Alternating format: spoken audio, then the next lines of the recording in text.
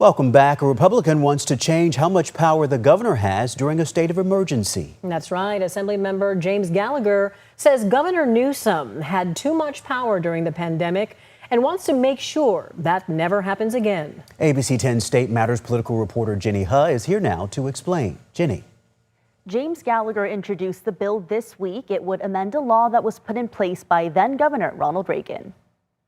In emergencies, it's certainly important that we have an executive that has the power to do things quickly, but there needs to be a balance. Republican Assemblymember James Gallagher is pushing legislation that would limit any state of emergency declared by the governor to 90 days. Any extension would need the legislature's vote.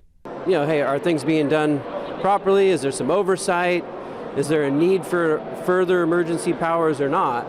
And I think that was a problem during COVID-19, is that this just extended for a very long time. Under the California Emergency Services Act, which was established in 1970 by Governor Ronald Reagan, the governor has the authority to proclaim a state of emergency in areas affected or likely to be affected by any emergency. That gives him the authority over the legislature to dedicate state and federal resources. Is to cut through the proverbial red tape and expedite procedures and funding. Per the nonpartisan legislative analyst's office, in these situations, the governor has extensive authorities, often exercised through executive orders. Take the pandemic. According to his website, Governor Newsom issued 58 COVID-related executive orders. Newsom declared a state of emergency in March 2020, then stay-at-home orders 2 weeks later. The state did not fully reopen until June 2021. A lot of people, Democrats and Republicans, last time who felt like there needed to be more role for the legislature.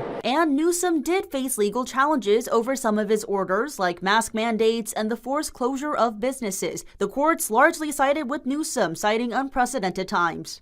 The question really was, how far does the governor's power, or how broad is the governor's power? Legislative analyst Chris McKaylee says when it comes to concerns over lack of legislative oversight in emergency situations, the only ability to change that or to narrow the scope of the governor's power is to narrow the Emergency Services Act. And to change state law, the approval of both the legislature and governor is needed. That is what Gallagher is initiating. Newsom's office declined to comment, noting they don't typically comment on pending legislation. The Democratic caucus also declined to comment.